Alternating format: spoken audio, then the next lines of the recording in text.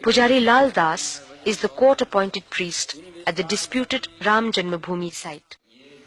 विश्व हिंदू परिषद ने मंदिर बनाने का कार्य शुरू किया है, इसके बारे में क्या सोचते हैं? ये तो एक राजनीतिक मुद्दा है।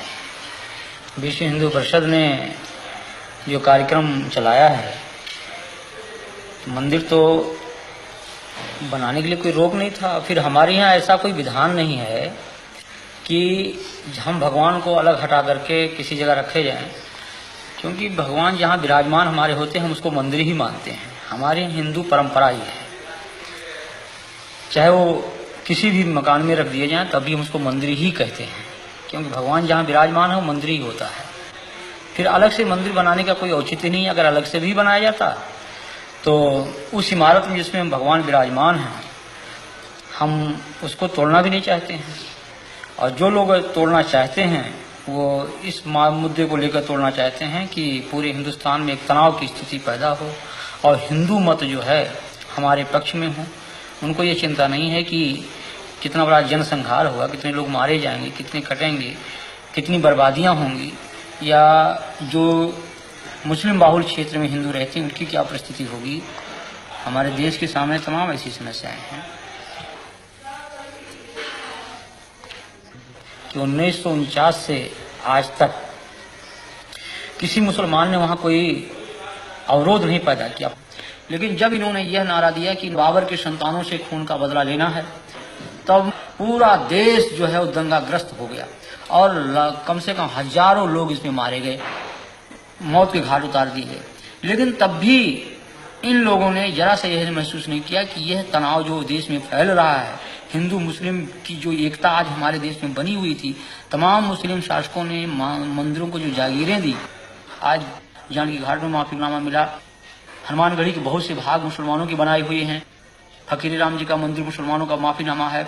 ये तमाम जो जागीरें मुसलमानी शासकों द्वारा मंदिरों में दी गई, और अमीर अली और बाबा रामचरण दास की जो समझौते थे कि हम हिंदू और मुसलमान दोनों एक मिलकर के रहेंगे, उसी जन्मभूमि के पाठ में दो भाग किया गया कि एक तरफ मुसलमान नमाज पढ़ेंगे, एक तरफ हिंदू पूजा करेंगे। ये सारी बातें जो थी उस पर इन लोगों ने पानी फेर दिया।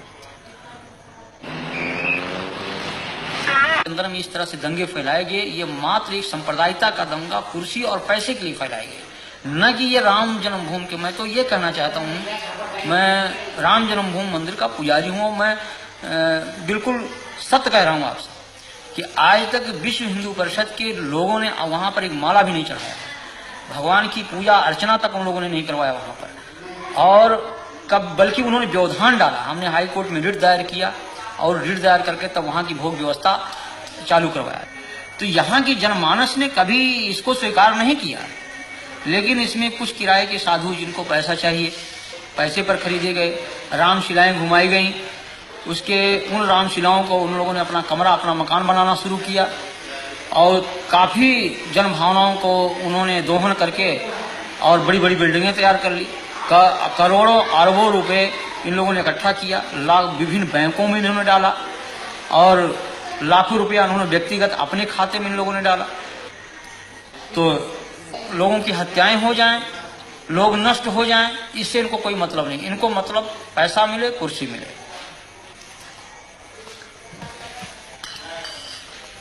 यहाँ जो लोग हिंदू राष्ट्र की बात करते हैं, राम के नाम पर तनाव फैलाते हैं, हिंसा करते हैं, ये सभी उच्च जाति के लोग हैं और ये सबके सब सुविधा भोगी है। इनमें त्याग और तपस्या और जनमानस का हित लेस मात्र नहीं है। ये केवल धार्मिक भावनाओं को बाहर करके और स्वयं को सुख सुविधा में वो परिणित किए हुए हैं। ये जनहित की बात कर ही नहीं सकते। लेकिन आज बड़े बड़े मठ हैं, करोड़ों अरबों की संपत्ति उसमें है, और हम पैदल छोड़ करके एयरमेल से चलते हैं, फर्स्ट क्लास की टिकट पर चलते हैं, एयर कंडीशन के कमरे में रहते हैं। तो जहां पर हम एक तरफ भौतिकवाद, उस भौतिकवादी व्यवस्था से अलग होकर के त्याग और तपस्या और जनहित की बात सोचते थे, उस जगह हम उसको त्याग करके और हम भौतिकवादी व्यवस्था में परिणत हो चुके हैं। जो हम भौतिकवादी व्यवस्था में पूर्ण रूप से लिप्त हो चुके हैं, तो हम भौतिकवाद की ही बात सोचेंगे, हम उससे परे हट नहीं सकते हैं। तो ये आज के धर्माचार्यों को कि आप क्या कहेंगे? हम तो इनको भौतिकवादी व्यवस्था का एक पोषक मानता हूं मैं। ये जो पूंजीपति कहते हैं कि हिंदू धर्म की रक्षा, हिंदू धर्म की रक्षा, मैं कह रहा हूं कि यहीं पर देश के पूंजीपति जो आज धर्म के आज अशोक सिंघल को इस बात को जो कह रहे हैं कि हम बहुत बड़े राम के भक्त हैं, क्या राम का यही आदर्श है कि 90% लोग भूखों मरे? ये हमारे देश की जो विषमता है आज, ये क्या इन धर्माचार्यों की पे नहीं चाहिए? अगर आप बड़े पूंजीपति हैं, आपके पास पैसा है, आपके कहने में एक पूंजीपति समुदाय देश का है, तो उन पूंजीपतियों से पैसा लेकर के उन गरीबों में लगाइए आप, जैसे मदर टेरेसा कर रही है, या और जिन धर्माचार्यों ने किया है, पूर्व जो धर्माचार्यों हमारे ने किया है, उनका अनुकरण करें आप।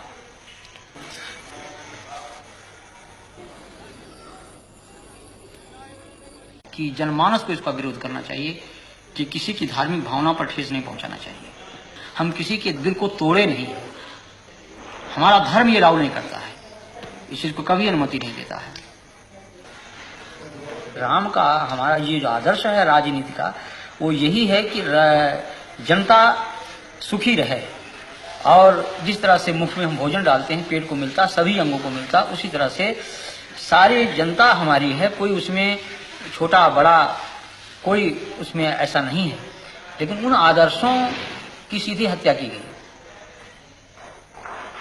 मगर साधु देखो जग बौराना, साच कहो तो मारन धावे, झूठे जगपतियाना।